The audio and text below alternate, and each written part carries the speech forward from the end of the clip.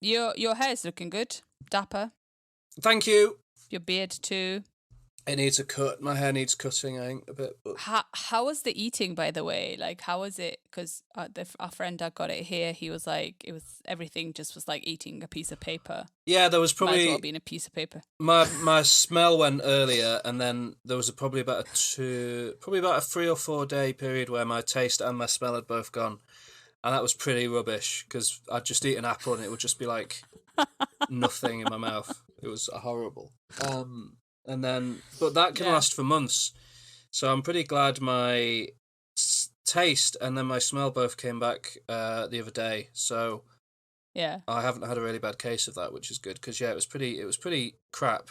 I was like spraying aftershave on my wrist and going like and really trying, and I was like, I can't smell. It's a really weird feeling to know that something can smell. It smells like I know that aftershave is a strong smell, and I was like burying my nose in it, and it was just nothing was coming through. It was weird. That sounds insane and not fun. No, but for some people it lasts ages and ages, and for me it lasted like 5-6 days, so not too bad. Yeah, but your cough seems to have gone. Yeah, pretty much. It's still there a bit. I'll definitely be coughing a bit today because I'll be talking more than I have been. But it's definitely gone. It's not like it was. It got really bad, which is why I took the test that showed that I had COVID. Because there was a day where it had like changed to a drier cough and was more persistent. And I was like, oh, there's something's not right about this. So I took a test and That's horrible, the nose swab. I was like... Yeah, I don't like it at all. No. Yeah, sticking it in your throat and then sticking up your nose and stuff. Oh, the same one. Yeah, that's how they do it. You rub it on your tonsils and then you take it out and then you put it up your nose. That's like proper torture. Yeah. It was really shit. Anyway, let's stop talking about COVID now. Let's talk about pop culture. Yeah. Are you ready? I am always ready. What episode are we on now? 38? 38, G. That's mad. Two friends just made a podcast. Two good friends just made a podcast. Two friends just made a podcast.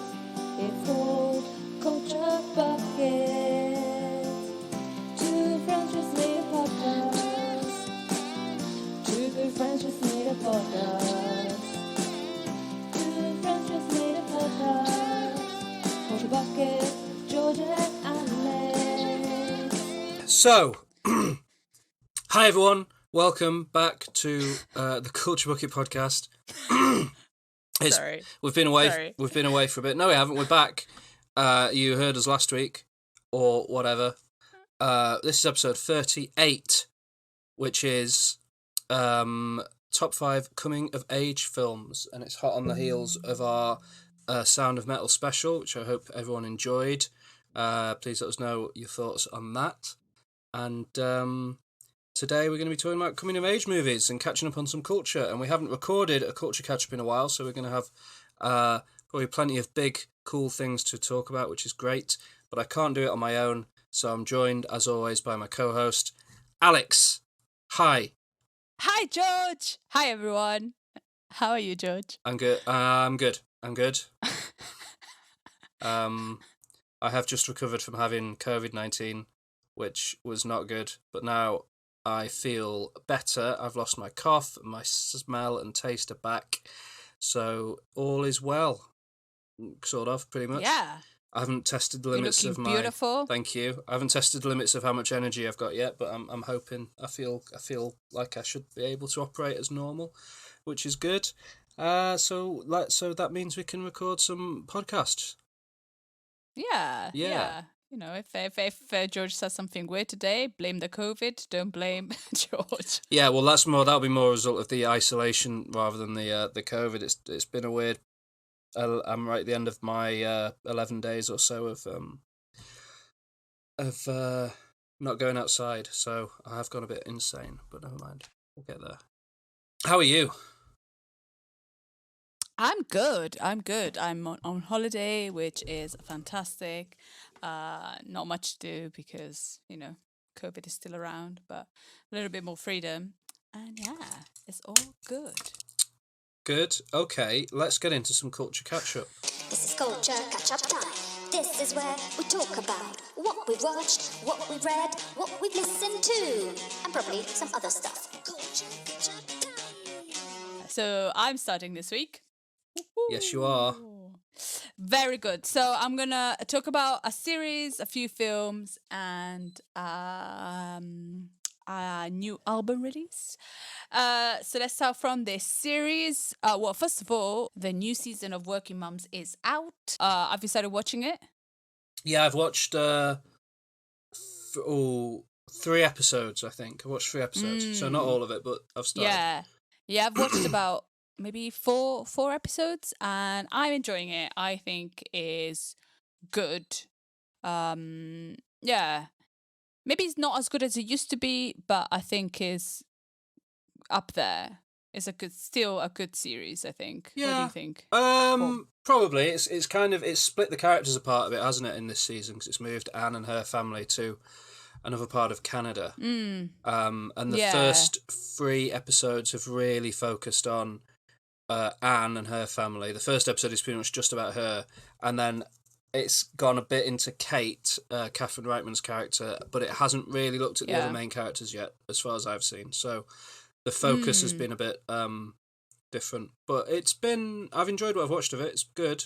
Yeah, I think the focus is a bit different because of COVID. I think that's what it's been. Yeah, it was a bit weird though, because the first episode opens with them realising they're going to have to isolate because of COVID. Yeah. But then it kind of skips ahead to August of presumably 2020, and then it acts as if COVID doesn't exist anymore. It's quite strange. I know. I was freaked out. I was like, where are the masks? Where are they? Where is the distance? Yeah. But then I forgot about it. Yeah. It's odd though. It's like it's set in an alternate world where COVID was a problem for like 4 months, and then we just dealt with it, which would have been lovely, but isn't quite accurate. But never mind. No, not at all. Not at all, because it's summer 2021 and you've just had COVID, so it's not a problem that's gone. Unless Canada hasn't been honest with us, and this is how they only had to. Maybe Canada's fine. Maybe Canada is fine. Maybe Canada's trying to tell us. Places like Australia and China are now fine, and New Zealand. So I think, New Zealand is fine. I've seen people at clubs in New Zealand living a normal life. Yeah. So maybe that's how it's going in Canada. Maybe. I mean, they are right next to America, which definitely hasn't, gotten over it. So we'll see. Or, the United States of America. We'll see. It's all in North America, isn't it? Anyway. Yeah. But yeah, so that's a good season to watch. And then new season of RuPaul's Drag Race All Stars Season 6 is out every Thursday. Check it out. All Stars. Do you know what All Stars is, George, when it comes to RuPaul? I assume it's like previous contestants that were popular coming back to compete against each other.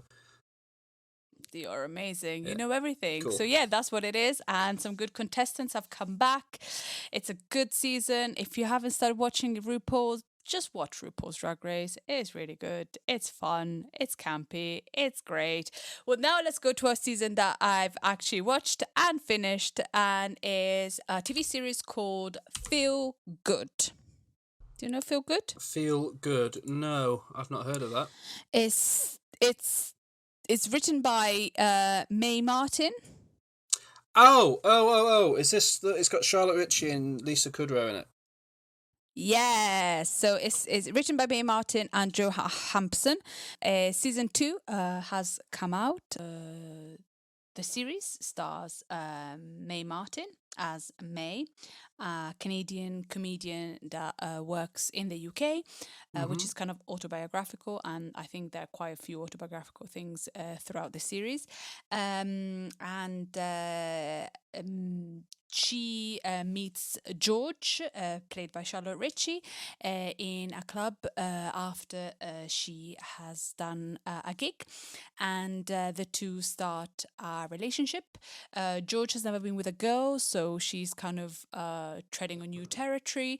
We discovered that May suffers from addiction, or has suffered from addiction, and Right. so the first season kind of explores their relationship, Mm-hmm. and May becoming a little bit obsessed and addicted to George and the idea of George, and also May wanting George to treat her as her girlfriend, and George not really being able to open up to her friends to say that she's in a relationship with another woman. And in the first season, you also meet May's parents, which are played by Lisa Kudrow and Adrian Lurkis, which are fantastic. They're great. They're great people for the parents, and you kind of figure out why May is a little bit the way she is. And also George's housemate, played by Phil Burgess, is really fun. So the first season kind of explores their relationship, and at the end of the first season, by the end of the first season, May has relapsed, and so her parents take her back to Canada to rehab. So the second season starts with May in rehab, and there's a new character that comes in, which is May's good friend from Canada that helps her kind of escape rehab, and May starts kind of by the first season, May and George have broken up, and so the second season is about May dealing with her new fame in the UK, and George discovering new things about herself and her sexuality, and also they get back together and they kind of they kind of fall in love more in the second season. We find out that May suffers from PTSD, and she is maybe trying to figure out also what she is, if she's becoming a they, or if they're becoming a they, and exploring also her being non-binary. So it's kind of, the second season is kind of an exploration, finding out more why May is the way she is, and also George and May reaching something like falling more in love with each other, and the ending scene is spectacular. I really enjoyed, I really enjoyed the second season. I thought it was really good. You see more of Lisa Kudrow and Adrian Lurkis, which is really good. Cool. It's a Good. good season. Yeah, you haven't watched any of it, have you? No, it keeps popping up on my Netflix, and I like Charlotte Ritchie, so I was looking at it, but no, haven't got to it yet. I think it's definitely something that is good to watch, just to kind of, I don't know, it's good. I like it very much. Cool. And then let's go to films. I watched a new Pixar film called Luca. I think you watched it too. I did. You have watched it too. And Luca is the new Pixar animation film. And today we're going to talk about coming of age films. And I watched a new coming of age film. Oh, yeah. And produced, which was released this year. You can find it on Disney Plus if you have it. And is directed by Enrico Casarosa. So I think that's why it's set in Italy. Mm-hmm. So, it's about Luca Paguro, one of the main characters, and he's a young sea monster, and he lives off the coast of this fictional Italian city. I think it's fictional, yeah. I never heard of Porto Rosso, or this Italian city called Porto Rosso. And I think he comes from I think he's a farmer or something, because he has goatfish. Yeah, he has thought that was these the sort of cutest fish that thing. he herds around, so some sort of farmer. Yeah, and they're really cute because also they look like goats, and he is scared. Oh, sure. Excuse me. Bless you. Sorry. And he's a classic thing that he would love to explore the world. However, he is forbidden by his parents to approach the surface, and because he's a sea monster, and sea monsters are not really liked in these seaside towns. No. And one day, Luca meets Alberto Scorfano, who is another sea monster, and he follows him up to the surface because he's interested, and you find out that when the sea monsters are dry, they become humans. Yeah. Is that a spoiler? No. No, definitely not. It's the plot of the film. It's like the insight. It's the plot of the film. Very good. It's not the ending. And then, so Alberto and Luca become really good friends, and they want to, have a fun time together. So they decide to go. Well, they fall in love with the Vespa. They have Alberto lives in this turret, and he's got this Vespa poster, and the dream of these boys is to own a Vespa and to travel the world on a Vespa. I love their prototypes of Vespas. They're pretty cool. Yeah. Yeah. Because Luca's parents will not allow him to go to the surface, Luca and Alberto run off, and they go and live in the town of Porto Rosso. And soon they discover that they can find Vespas and how to get them, but also they discover that the town of Porto Rosso might not be very friendly towards sea monsters. No, they don't In like them fact, at all. They don't like them at all, which I didn't really understand why, but I guess nobody likes sea monsters. I guess if you're it's scared going to of be that something. like over the years they've clashed with them in the seas because they've got all those murals and statues of them fighting sea monsters in the ocean, haven't they? So I think they're just meant to like. It's just the way that people are scared of outsiders and things they don't understand. It's probably I think it's a bit of a commentary on that. Yeah, I guess so. Yeah. But so they to win the money for to get the money for a Vespa, they find out from a girl they meet called Julia that there is a competition where they can win some money. You're not really sure how much money, because at one point they show a picture of a Vespa and 9,000 lira, but 9,000 lira is like £4.50. Yeah. Or €5. So it's like, oh, that's a very cheap Vespa, but good on that. And together, Giulia, Luca, and Alberto start training for this competition, which has got one of the best. So it's like a triathlon, and one of the tasks is to eat like a plate of pasta, which is lovely. And then, of course, because it's a Disney film, the three have a little bit of a turmoil, but then they compete and they win, and everything is fun. I don't want to give too many spoilers. What do you think? That's pretty good. I thought it was hilarious that it started with these two fishermen speaking English with an Italian accent. It's like, just... It's like, okay, me and the things you could at least put a little, but there are some words in Italian throughout the film, which is pretty cool. And it is a children's film. It is a children's film, and so I forgave it pretty quickly. Good. It's beautiful to watch. It's really, really nice. I think it's got a lot of, as watching as an adult, I think it's got lots of messages of like, friendship and not being scared of the unknown.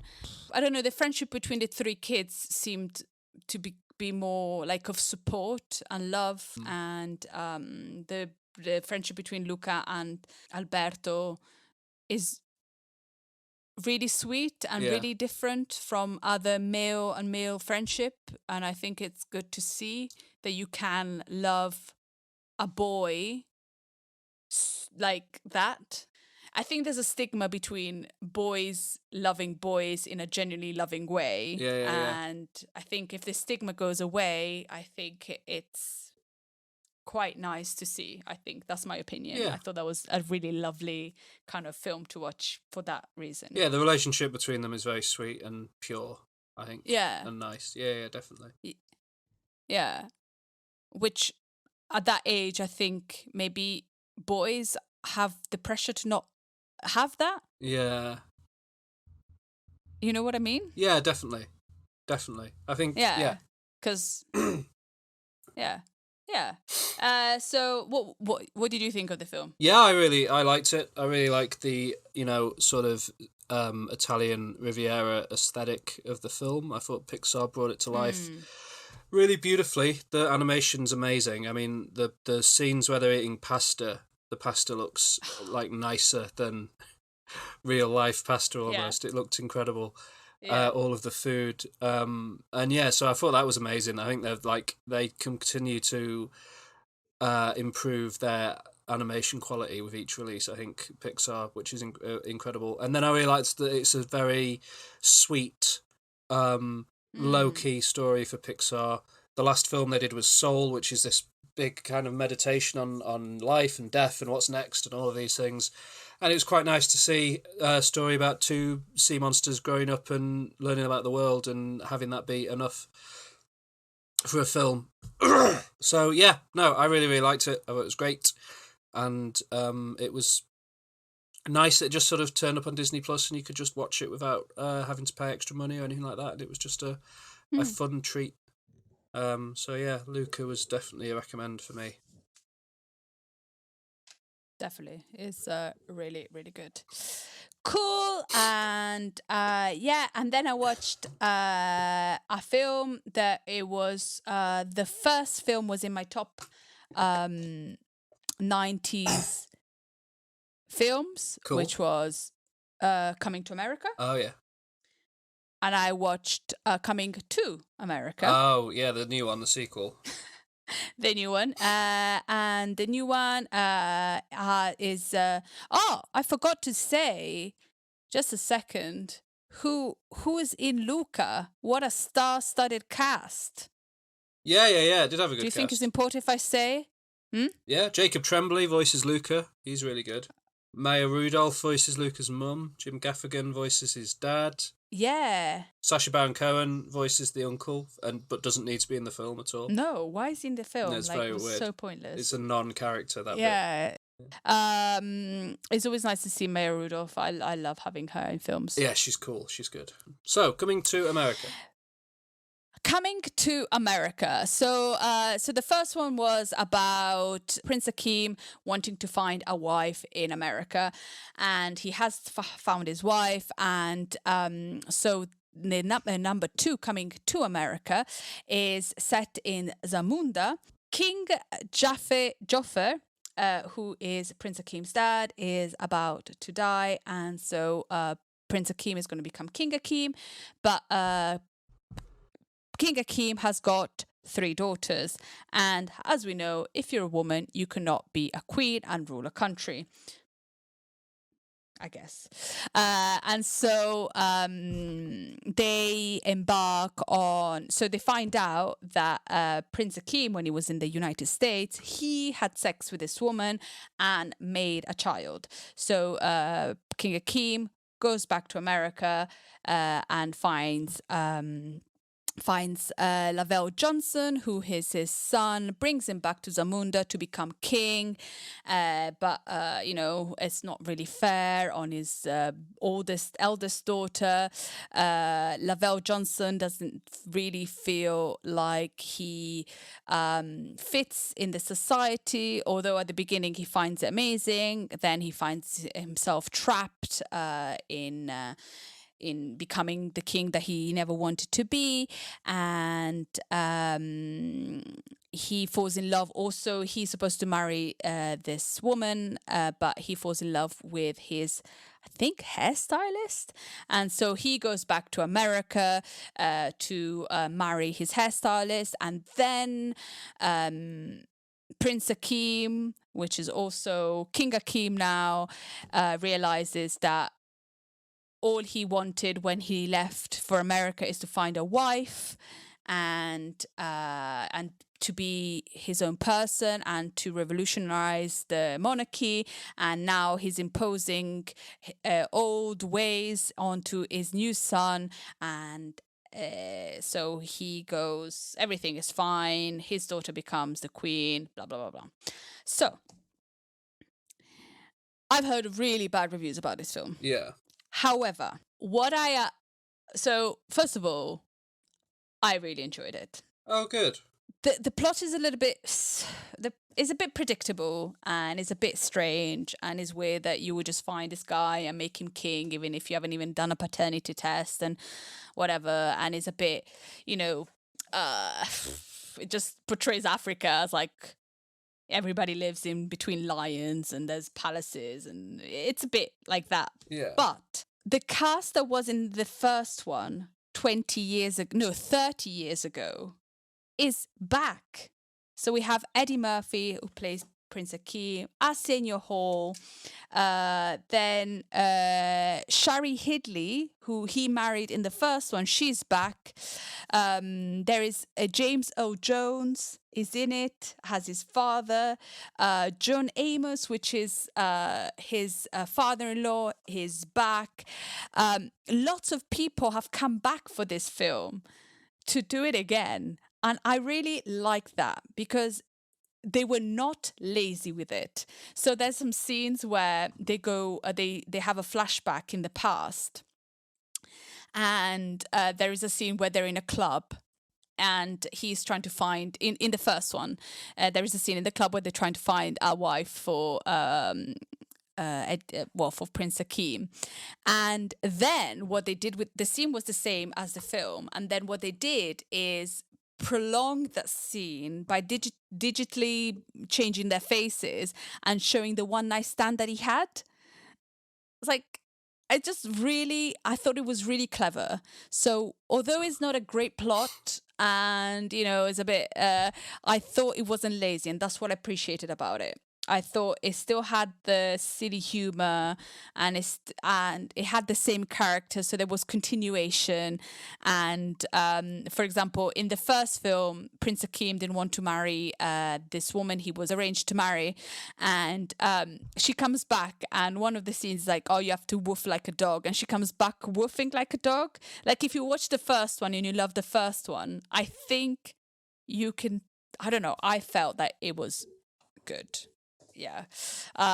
Also, Wesley Snipes is in it. Leslie Jones and Tracy Morgan are in it.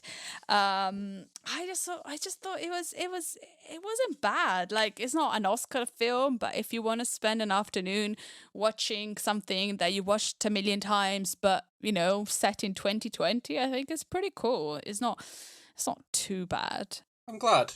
That's good. Surprising Yeah. because, like you said, it's pretty much gotten terrible reviews. But that's the thing. I think people have watched it as I don't know. Coming to America, the first Coming to America, I thought it was silly enough and it was a silly film, but really good. And I think this is as silly and, maybe not as good, but it's executed really well. Yeah. So, because they could have easily just not got all the cast back and just made a really, lazy attempt. But I don't think there's anything lazy about this film. Okay. And I don't understand why they got such bad reviews. Interesting. Because I'm the biggest, if a film is, I don't know, like, for example, I love Indiana Jones, but Indiana Jones 4 is the biggest pile of crap ever. Yeah, Is it Indiana Jones 4? Yeah, and Yeah. the Kingdom of the Crystal I'm Skull. sorry. Yeah, and it's just like, there's nothing that you go, there's nothing nostalgic about it, and it's terrible, and it's lazy. But this has made an effort to bring back the characters, have a continuation, make it good, and yeah, it's not and that's the thing. Like, it feels like people are like, and again, it's rubbish. It's like, go away. You have no joy in your life. But yeah, so it wasn't as bad as people said, in my opinion. Then if you didn't enjoy it, then that's okay. And then the last film I want to talk about is a film released last year. Was it last year? Yeah, in 2020, directed by Judd Apatow, which I love, and is called The King of Staten Island. Oh, okay. Yeah, I I had no interest in watching this film because No. I'm not really a fan of Pete Davidson. Who is Like, I idiots? don't really. Eh? Nothing. Go on. I'm not really a fan, but I've grown to like him now. There's more depth to his character than I thought, and after this film and after this performance and kind of watching other things of him, I think I didn't give enough time to him, or didn't. Yeah, I don't know, but so the film is um it stars Pete Davidson, Marisa Tomei. Anything with Marisa Tomei is top notch. Bill Barr, Maud Apatow, which is Jude Apatow's daughter. All right. Steve Buscemi, which I thought it was a. So I was like, "What is in it?" I watched it because I fancied watching it. I didn't even like research on what it was, and yeah, and it's about Scott Carlin, who is a stoner. He's a bit aimless and a bit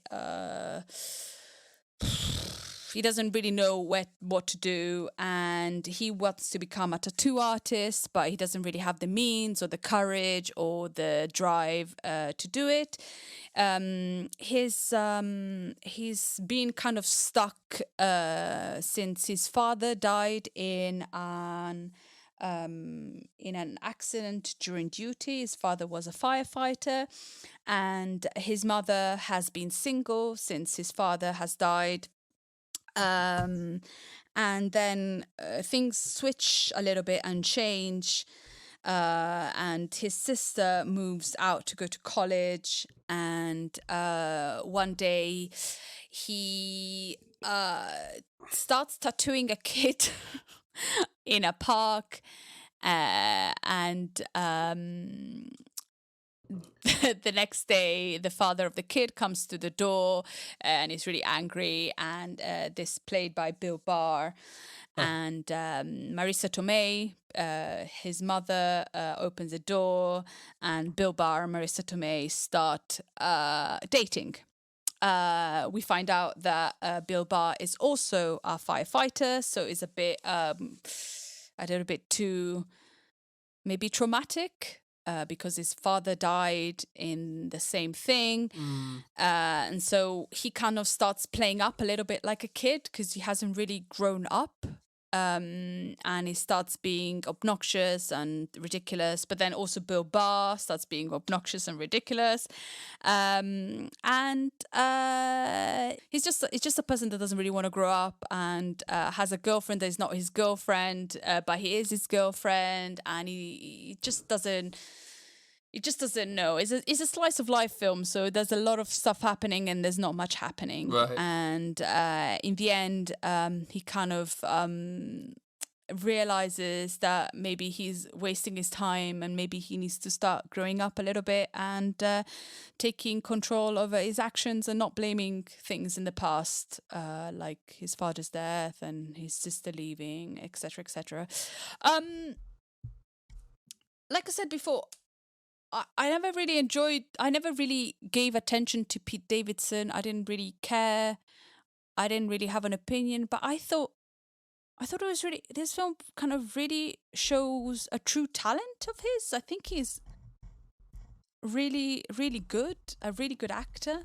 And his kind of not autobiographical, but his Pete Davidson's father actually died it was a firefighter, and died in an accident during 9/11. I think it was I don't think it was actually in the towers, but it was near, and so it must have been quite hard to try and relive that as well and put it into film. He suffers from kind of like anxiety and depression, so you kind of, I think he kind of portrayed like a kind of vulnerable side of himself in this film. Marisa Tomei, of course, is amazing in everything she does. I can't believe she only plays the mum and the aunt now. Yeah. Like, just put her something better. Yeah. Bill Barr is really good. He's always good. And then Steve Buscemi is in it, which is crazy. He's old now, which is also crazy. But he was a firefighter for a little bit of time in his life, Yeah. so it's pretty sweet that they got him in. But yeah, I enjoyed it. I thought it was good. It's a slice of life. It was supposed to be 2 hours and 55 minutes, but the studio said it was too long. Good. So now it's about a bit more longer than 2 hours, but maybe that amount of time they cut maybe was necessary to give a little bit more meaning to the film. Yeah. I felt like the film was good, but I think it needed a little bit more substance. But I sense a dislike for Pete Davidson. Yeah, I don't like him. And I'm not going to watch The King of Staten Island Vanity Project. But I'm glad you liked it. Vanity Project?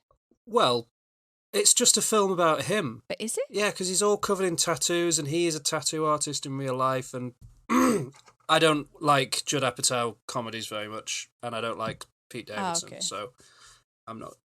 I just find them all a bit self-indulgent. Yeah. I think sometimes you're too harsh on people. Maybe. George. Like you're really... But I'm not taking away his career. He's still got it. And the last thing that I'm going to talk about is an album. A few weeks ago, I spoke about Marina Diamandis, who is former Marina and the Diamonds, but now she's just Marina. And I said I listened to her latest release singles and the album before this one that has just come out on the 11th of June, and I really enjoyed the singles, so I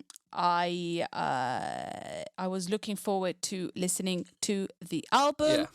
And it's called Ancient Dreams in a Modern Land, and it's kind of a pop, electro pop, dance pop, classic Marina style with her beautiful, deep, warm voice, and I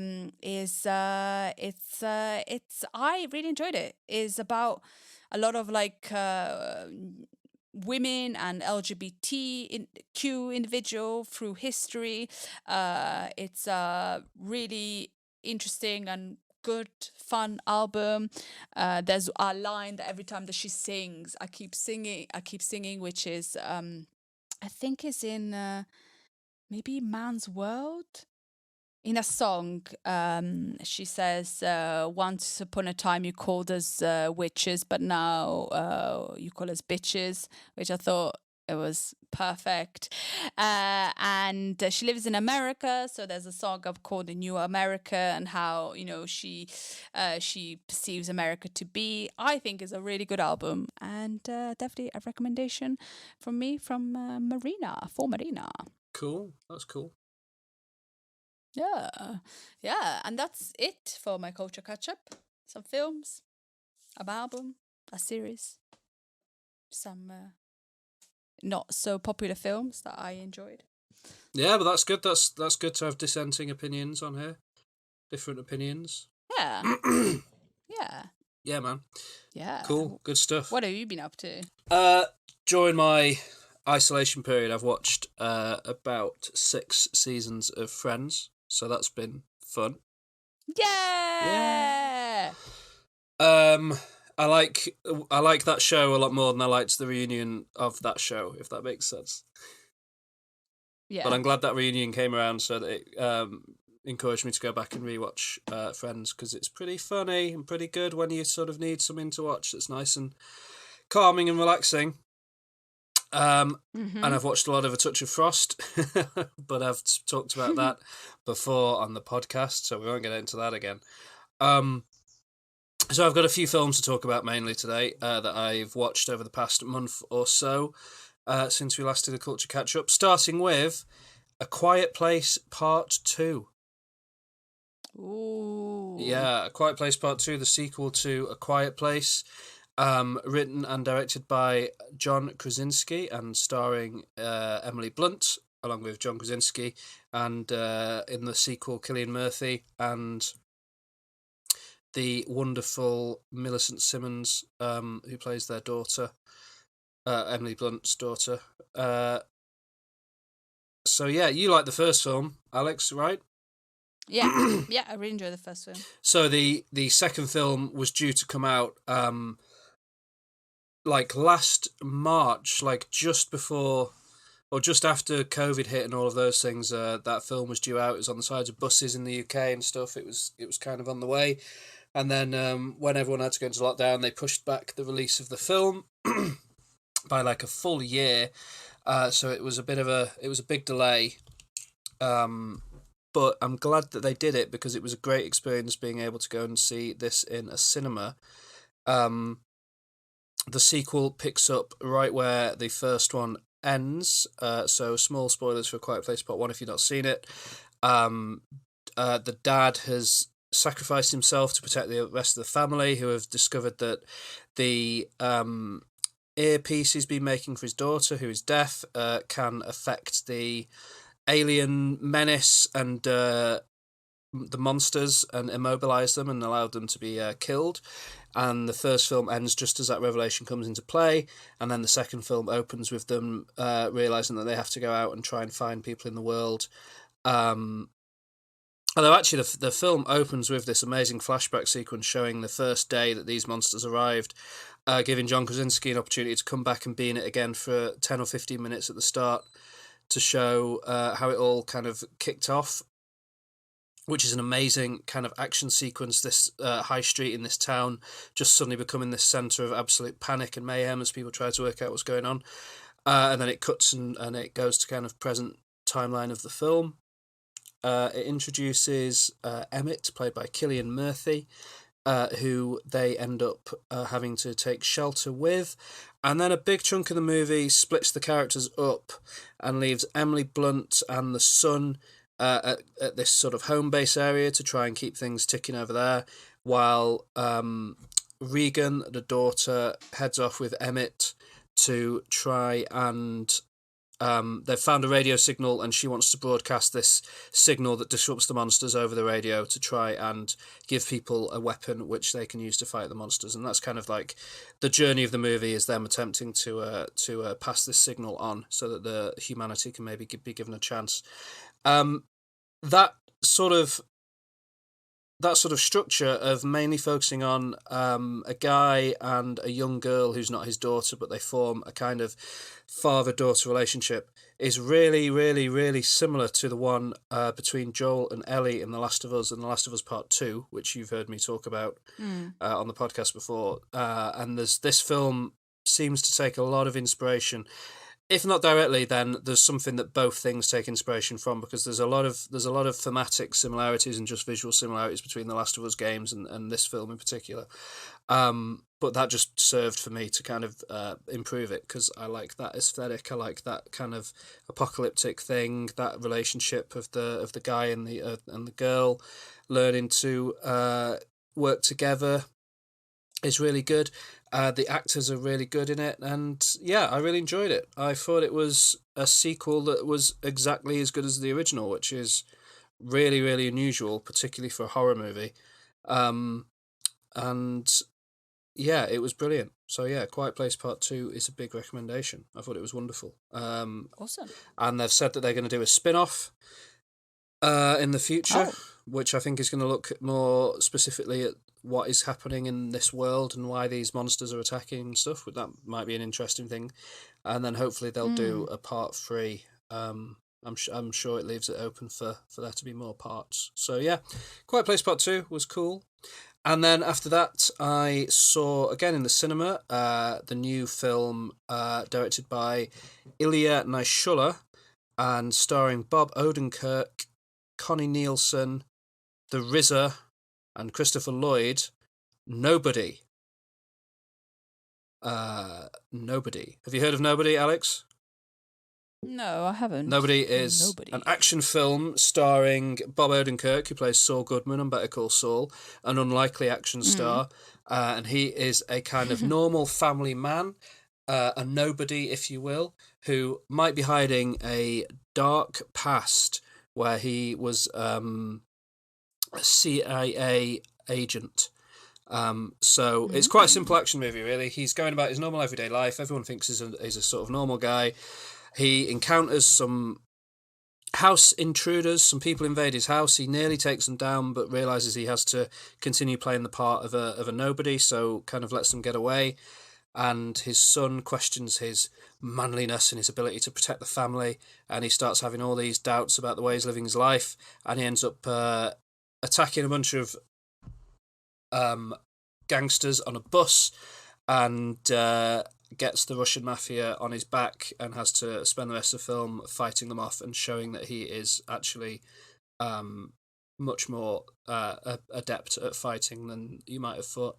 It's good. It's a pretty short film. How long is it? It's 90 minutes long, so it's just about an hour and a half, and it really does just like it sets up the characters, it introduces the drama and the conflict, and then it just sets Bob Odenkirk loose on them. And the kind of the thing that really makes it a great and enjoyable movie is Bob Odenkirk fully committing to being a sort of Keanu Reeves style, Nicolas Cage style action hero, because it's a very odd thing to see that man fighting a bus full of goons and breaking noses and stuff. And yeah, it's a good film. I enjoyed it. It's fun. I would recommend Nobody for sure. If you like films like John Wick, for example, I think Nobody's right up your street. And hopefully they'll make a sequel. I could definitely watch more of this.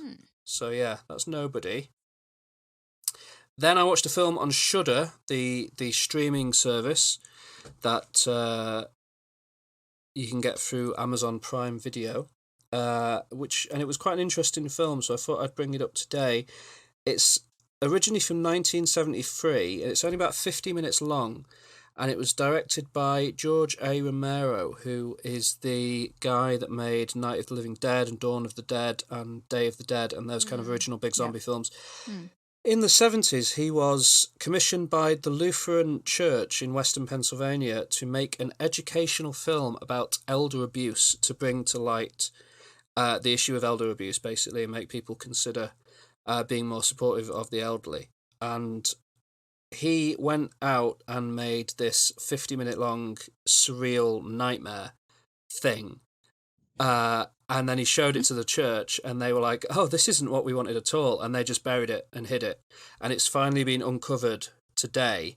And Shudder have kind of restored it into 4K and put it up on their streaming service for people to watch. And it's this kind of lost George A. Romero film.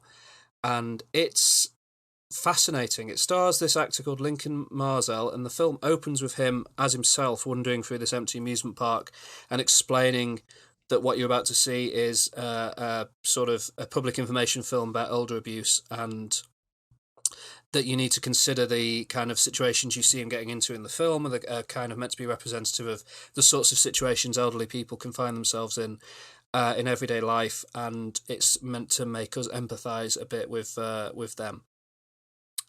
And then it cuts to him going into this amusement park as a guy in a white suit and just kind of encountering all these quite strange scenarios, from things like going to rides where you can only go on the ride if you pay a certain amount of tax, or if you have a certain annual salary, or going to try and have some food somewhere and not being being given a different menu because you're old and not being treated in the same way, or going on the bumper cars and bumping into somebody and then having this big debate about whose fault it was, and it was clearly the younger person's fault, but everyone's teaming up on the elderly person and accusing them of it being their fault. It's this absolutely bizarre, surreal nightmare, and it is quite scary because it just keeps piling on these unpleasant situations that he's wandering through, and as the film goes on, he gets more and more kind of dirty, and he's wearing this white suit at the start of the film, so you really see his character kind of degrade over the course of the film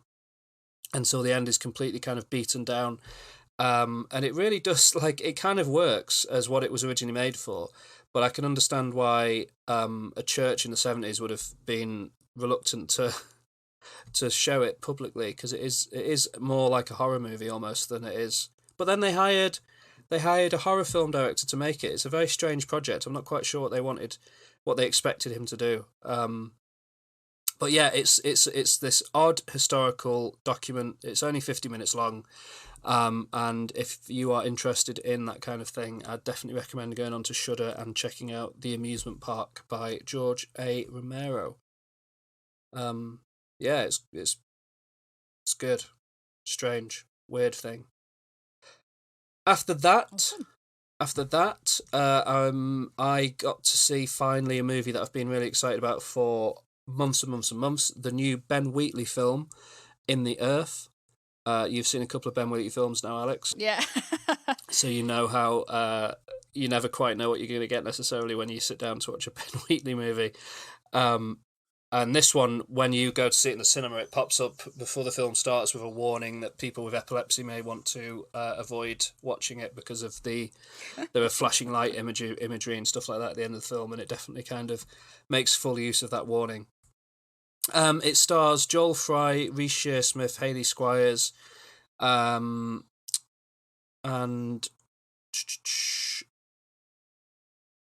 Alora Torchia. They're your main actors in it.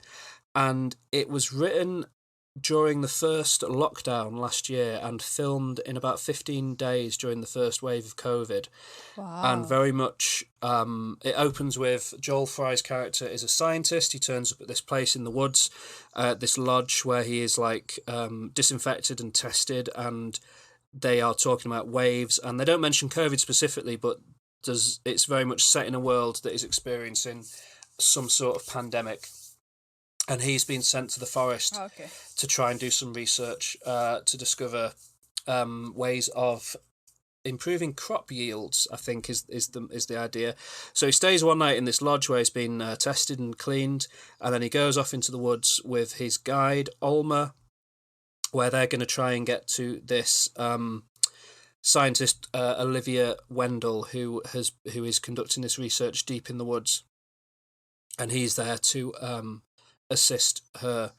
On the way, they camp out for the night, and in the middle of the night they get woken up and attacked, and they don't know who's attacked them, and they wake up the next morning, all their gear's been taken and their socks and shoes have been stolen, and they decide they have to push on and try and find this doctor and explain what's happened. And as they're going through the woods, they encounter Zach, played by Reece Shearsmith, who is a great actor from The League of Gentlemen, who I'm a big fan of, and he claims he's going to help them, and things sort of take a turn for the worse eventually, and it all sort of spirals into this sort of surrealist nightmare in the woods. Like Ben Wheatley. Yeah, there's scenes of classic Ben Wheatley. There's scenes of mushrooms. Everything spirals just out of control. Exactly, in the classic Ben Wheatley way. There's scenes of mushrooms that suddenly start releasing spores, and they all start hallucinating, and you don't know what's real and what's not real, and it all just becomes this crazy science fiction folk horror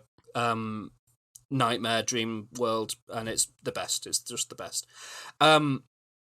Joel Fry, who has recently been very good as one of the henchmen in Cruella, is brilliant here in the lead role of Martin. And the whole cast actually really, really good. Alora Torchia as Alma. She's actually in...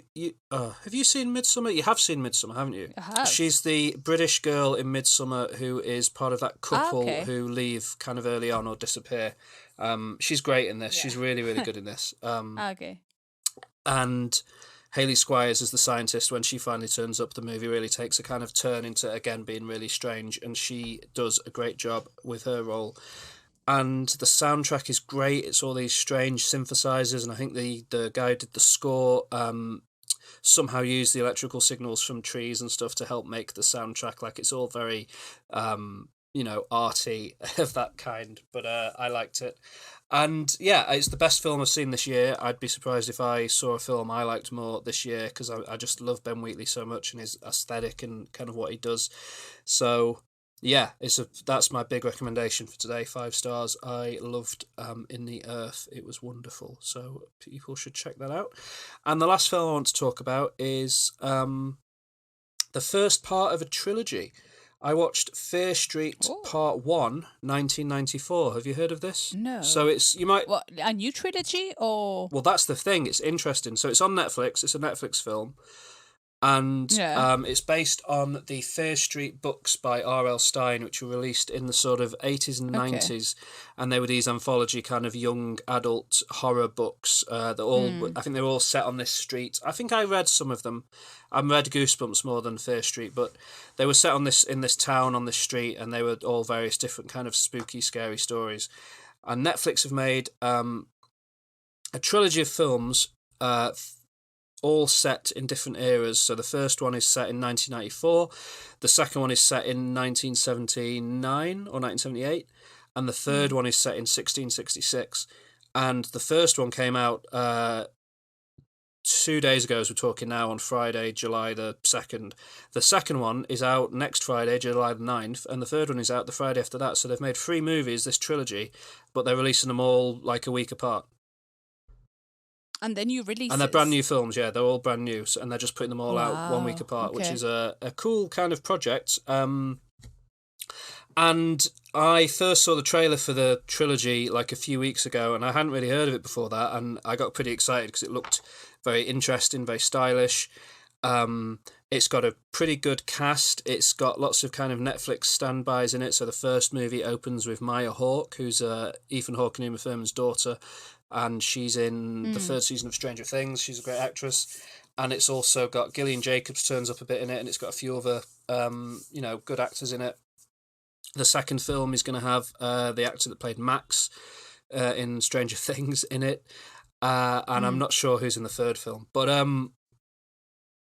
it's the idea is that it's one big story told across 3 films. The first film, set in 1994, is kind of a big homage to Scream and slasher movies of the 90s. The second film, set in the 70s, is going to be set in a summer camp, and the idea there is that it's sort of an homage to Friday the 13th type summer camp horror films of the late 70s and 80s. And then the third movie is going to be set in the 1600s, and who knows what that is even going to be. It's really interesting. So I was really excited to watch them as they came out, and the first one came out on Friday, and I gave it a go, and it's an enjoyable time. It's a good film. It's interesting that it's based on a kind of young adult book series, but it's definitely like an R-rated American horror film, so there's swearing and violence and all the kinds of things that you'd expect from quite serious horror. But it is a Netflix production, so it does feel it's very glossy and shiny in the way that Netflix productions are, and you can sort of tell maybe there's a limit to the special effects in the film as to how good they get, but that's all kind of understandable. It's done with a lot of charm. The characters are very witty. There's lots of one-liners. It's quite reminiscent of Buffy at times in a way, which I'm fine with. I could see if you were kind of a bit of a horror, what's the word, like purist, and you didn't like things to be too cheesy and silly, you'd probably not really get on that well with it. But in terms of like this idea of this big project, this trilogy of movies all releasing within 2 weeks of each other, I thought it was a pretty good start. I really enjoyed it. I thought the actors were good. It's got some great gory, scary moments. There's a bit with a bread slicing machine, which I'm not going to forget anytime soon. That was really, really shocking. And there's a few other good sort of kills and moments, and there's some good sort of creepy designs for some of the monsters and different characters. I mean, the basic plot of the movie is that the film opens with somebody getting murdered. It's like a kind of typical slasher thing. And then the film follows these 5 main teen characters who are trying to uncover why people are being murdered, and they sort of slowly start to unravel that it's got something to do with a witch that was killed in the 1600s, which presumably is what this is going to be kind of looked at as the films continue to be released. And they end up having to kind of try and fight this supernatural set of slasher monster things that keep coming after them. And then the film ends on a big sort of cliffhanger, and it'll be continued next week with part 2, 1978. and that's cool. Nice. It's quite exciting, It actually. is. I'd recommend giving it a go. I think even Only George have seen my face, and well, I guess yeah, no. no, I know. Well, maybe. I mean, it's like if Stranger Things was just a bit more violent. You know, I'm not as harsh as you. I'll watch anything if you know. Sure. And I'm not as hypercritical. Fine, that's fine then. So give First Street a go. So yeah, other than that, it's very exciting that football is about to come home, and that's about it. Well, both Italy and England are doing pretty well, so we'll see. Yeah, we will see. But yeah, cool. That's all of my culture catch up for today. Nice. So Yeah, thank you. Sit down at the back and be quiet and get out your book because it's time to discuss your homework. Now. So, our homework was to listen to our Naughties band, and you asked me to listen to one of your top 5 Naughties bands, which is called Misty's Big Adventure, Oh yes. and the album is called The Black Hole. Mm-hmm. Yes. So let's talk about Misty's Big Adventure first. So Misty's Big Adventure is an 8-piece band. I didn't realize there were so many. From Birmingham. And their music is quite eclectic. They have jazz, lounge, psychedelia, two-tone pop, and punk. Current lineup: Grandmaster Gareth, which is a hilarious name. Yeah. Hannah Baines, Lucy Baines, Lucy Bassett, Matt Jones, Sam Minna, Jonathan Keege, and Erotic Volvo. Love that name, but he's just a dancer. Erotic He is Volvo. pretty much just a dancer, Doesn't but he's actually cool. Do anything else about dancing? Quite cool that there's so many women in this 8-piece band. You know. Yeah. And and that's pretty much it about the band. They're like a fixture in the Birmingham's experimental scene since 1996, and the singer has got an interesting voice. He's got this kind of very interesting way of singing, which I thought it was good. I know I say this a lot, but knowing what you have recommended me in the past, and this was really unexpected. Yeah. So I had to listen to The Black Hole. And I think they've done quite a few. I think it's their third album, released in 2005. And so the thing that first got me was his voice. Yeah. I was not expecting his voice.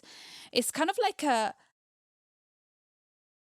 interesting, I would say, slightly country music kind of voice. Like very like her. I don't know. I just, in some songs it felt really like country like. Okay. And I don't know, maybe it's not country, but it just felt like really like warm, and I was expecting something more shouty, because I think when I hear pop punk from you, like when I after you listen to Squid, I listened to Squid and I was like, oh my goodness gracious, that's what I expect from what you like of pop punk, like really like screamy kind of. And this was not at all that. No, it's not. It doesn't. Yeah, he's very talky sometimes. Yeah, it's really interesting. But the album. So first of all, as a band, they're really good. There's a really good ensemble of people. I think like musically they're amazing. This album is very eclectic, though. Yeah. there's not really, I can't really pinpoint. I liked it. First of all, I really liked it. I enjoyed it. I listened to it 3 times. I listened to it while cooking, while building some kind of furniture this week, while driving to work. So I enjoyed listening to it, but I can't. It's really eclectic, and it's got 15 songs that are very different from one another. Yeah. Didn't really follow a flow, which I'm a very eclectic person. I like anything, so I kind of enjoyed that.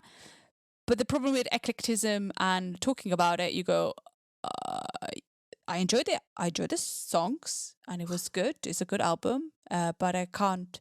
Yeah, I think it's a good album, and I really enjoyed the songs.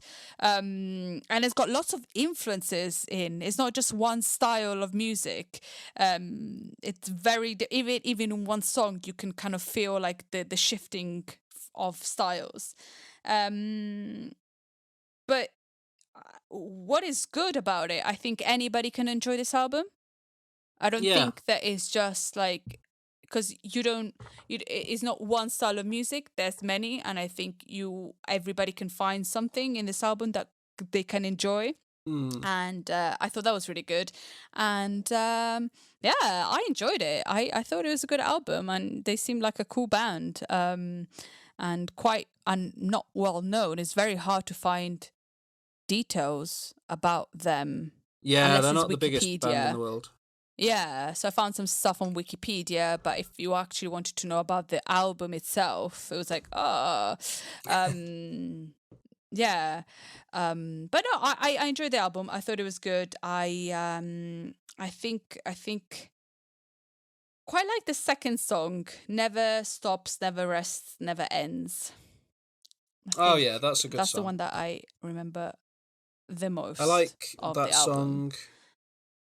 The Story of Love's a good song. Elevator, Escalator, Stairs is a good song. There's a lot going on in my mind. It's an interesting album. But it's really long as well.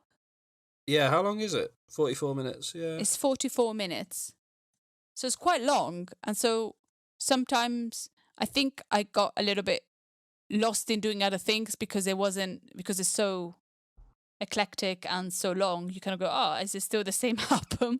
But good choice. Good noughties band. I thought it was good. Yeah, and one that people who listen might not have heard of or listened to, so people should go and check them out. Yeah.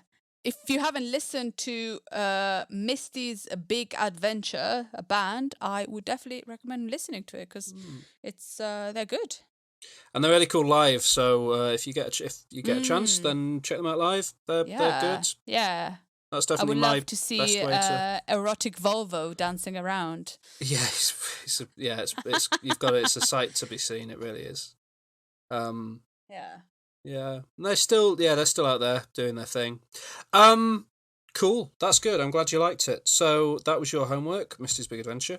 My noughties band that I had to listen to was one of your favourites, Roiksop.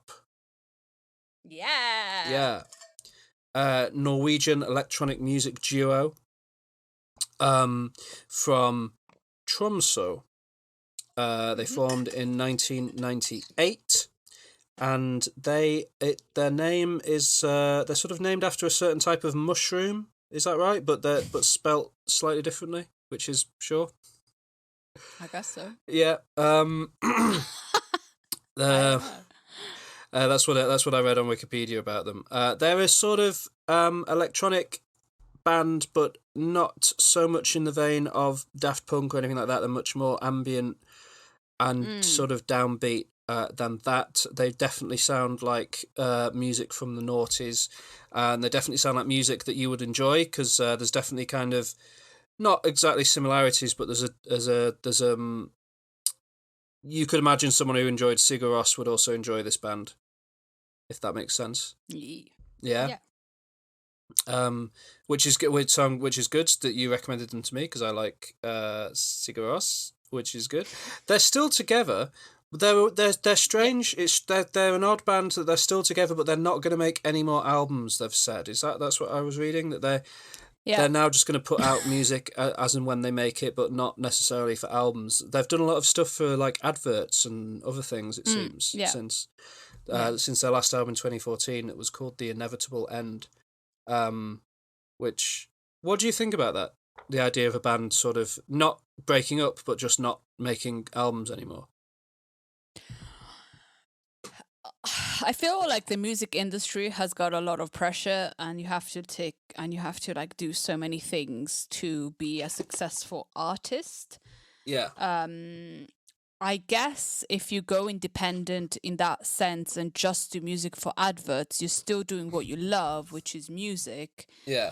But you're probably less you have less pressure of releasing an album every 3 to 6 years, being a mess about from the music industry, touring. You're making more money from doing that than being just kind of like doing gigs around Norway. Yeah. And you kind of maybe experimenting more and being free and to experiment more. I don't know. Each their own. But the more you find out about the music industry being like quite unflexible and not really sometimes not fair. I think if that's your decision, I think that's pretty cool that you're happy to do that. Yeah, that's fair enough. But how about you, Alec, as a fan of them? The idea that you're not going to get any more collections of music from them. Oh, well, I left them at the noughties. Like, they were my favorite band in the noughties. I haven't considered really them after the noughties, you know, That's or fair. what they released, and Yeah. that's it. Like, that's the kind of music that I really enjoyed, and I still enjoy now because I started listening to them again. But yeah, it's disappointing that you're not going to have anything from Royksop that is an album anymore. But at the same time, what they released has been pretty good. Yeah, that's fair. That's fair. Yeah, so I had to listen to their first album, Melody AM, from 2000 and... When was this album released? 2001. So right at the start of the noughties. So they really are a noughties band. And it turned out that I totally knew, like, I recognised some of the songs already. In particular, the second track, Eple. Yeah. Yeah, because their music has been used so much. Yeah, without me realising it, Yeah. I knew like a bunch Yeah. of songs. And in particular, that second track is a song that I knew and really, really like. So it was nice to finally kind of have a name to that sound, if that makes sense. Because it's definitely, that's been used in adverts and films and stuff for years and years, that track. And it's good. It's really almost the opposite but similar problem to what you were saying, Mrs. Big Adventure, is because it's kind of an ambient album. Other than those bits that I really already knew and recognised, it just was like a really pleasant, lovely thing that washed over me, and I enjoyed. And I'm definitely like I'm going to listen to them more. I'm not going to leave them behind, having done them as homework. They're definitely a band that I think I could enjoy and listen to more, particularly this album. So yeah, they're really, really good. They are a great electronic act. I don't listen to too much electronic music, but I like that kind of European area of the world where sort of ambient chill out music comes from, and it's nice to sometimes just have that on, particularly while you're doing some work or getting something done. And yeah, they're great. They're really, really good. I'm glad you recommended them. And they're very much the kind of thing that I would expect you to like. Ah, good. I'm glad. Yeah. Yeah. Well, I'm glad because I wasn't sure if you might like them because they're. I think you could have gone both ways with Royksop. I think you could have really, really liked them, or just thought there was kind of like ambient music that you know. But I'm glad you like them because I think they're really good, and their music has been used so much in so many adverts, even in their albums or like films, and yeah. They're very well known. Certainly are. They certainly are. Okay, cool. Brilliant. Right, Great success that's fantastic. all around. Good, successful homework time. So, Yeah. should we move into our top 5? Yes. Cool. Good. 5, 4, 3, 2, 1. Our top 5.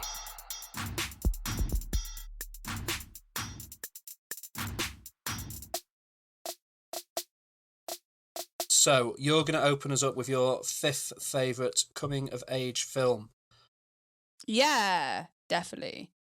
So coming of age films are about, usually like a change in somebody's life, probably school time, or like, I think coming of age is like a big spectrum, isn't it?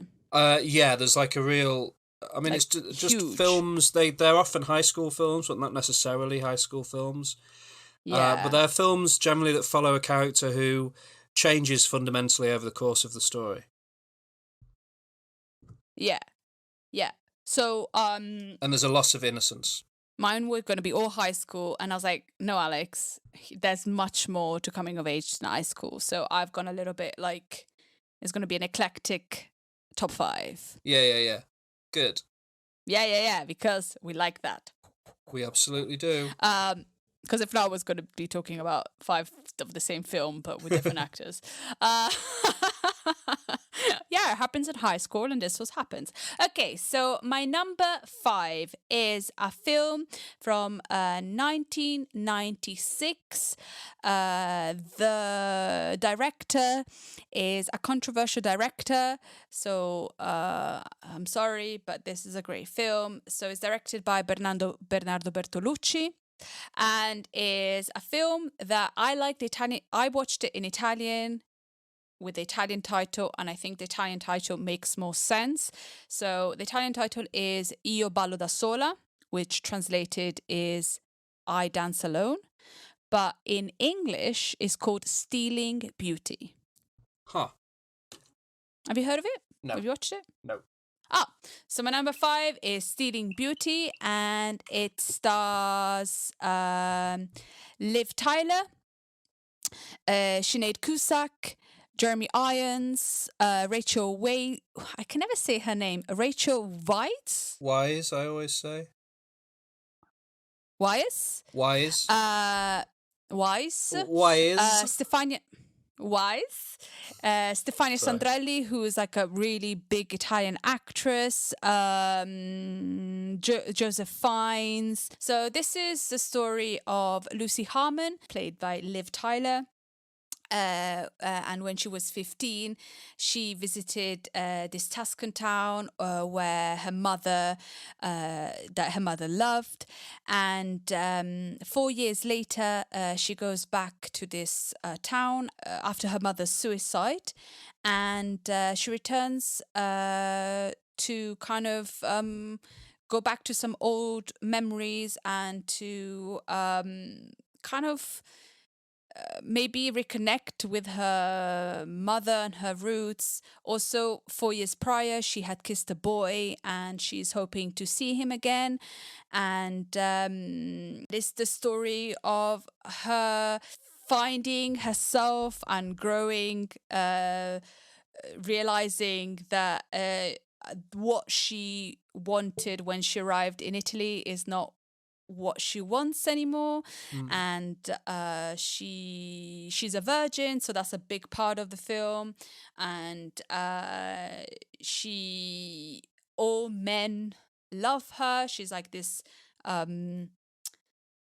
she's this kind of like light force that men love, but nobody can really have her in a way. And she's kind of also trying to find her father, because she thinks that the father that she has in the States is not her real father, and she thinks that one of the men that is in this villa might be her real father. And it's a really beautifully shot film. It's Bernardo Bertolucci. You know, he has done some big mistakes in the past, but he's an incredible filmmaker, and the way this film is shot is just beautiful. And there's conversations around the dinner table, for example, where he just shoots everybody and everybody's reaction, and it just feels like you're there with the actors, and you're talking to them, and you're getting drunk with them, and you're eating with them, and you smoking weed with them. It's just really beautiful. Nice. What's your number 5, man? My number 5 is a film we've talked about before on this podcast. It's a 2016 New Zealand film written and directed by Taika Waititi, who Yes. we know very well. I love. Absolutely. It stars Sam Neill and Julian Dennison, and it is Hunt for the Wilder People. Great choice, man. Thank you.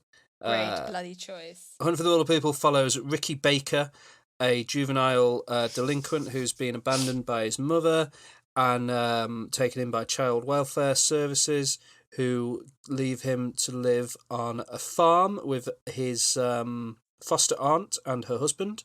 And early on, there's a tragedy, and Ricky is basically left living with the cantankerous, angry old husband, played by Sam Neill.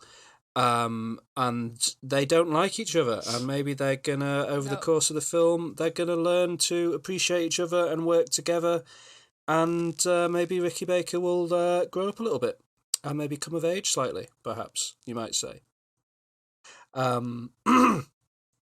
The film sort of is about them. They sort of end up having to go on the run together for various reasons. They're being hunted down by a child welfare officer played hilariously by Rachel House, who has turned up in other things since, and is always great.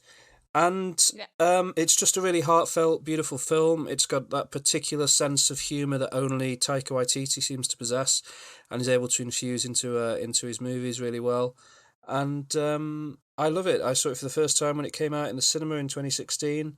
I've watched it a couple of times since, and I think it's just great. I think Julian Dennison was a real incredible discovery in this movie. He plays Ricky Baker perfectly. He's ended up getting quite a lot of work since, and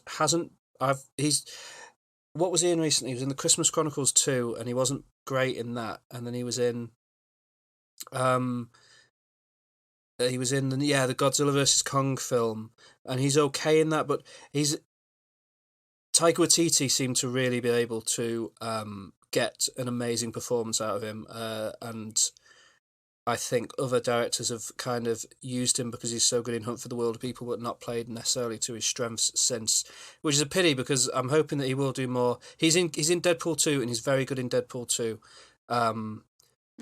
And I hope that he gets more opportunities to shine in the future, because he's just so good in this film. And then obviously there's no point talking about it. I just love and adore Sam Neill. He's the absolute best, and he's great in this. And he goes through, even though Sam Neill's quite old, he goes through his own sort of coming of age and maturity story in this film as well. And I think that's what makes it such a great film, is the kind of parallel journeys that these two characters go on as they learn to find love in each other, and adjust to the loss of someone that they both loved in their own ways. So yeah, you like this film, don't you, Alex? I like it. I love it. I love this film. It is the best. Yeah. It's so good. Yeah, man. Yeah, it's a really good film. Yeah. It's so good. And yeah, we've talked about it in the past, so I won't go on about it too much more, but I love it. It's a great film. Hunt for the Wilder People. Good. Nice. Cool. Nice. So my number 4. Okay. Yes. So my number 4 is a 2010 coming of age film starring Emma Stone. Do you know which one it is? I think so. Yeah, and it's called Easy A. Nice. It's on my list as well. Yeah. Yeah. Oh, great. This could be I love this film. Yeah. Easy A. And so Easy A stars Emma Stone as Olive. And she's good at school. She's amazing. And but after a lie that comes out that she has lost her virginity,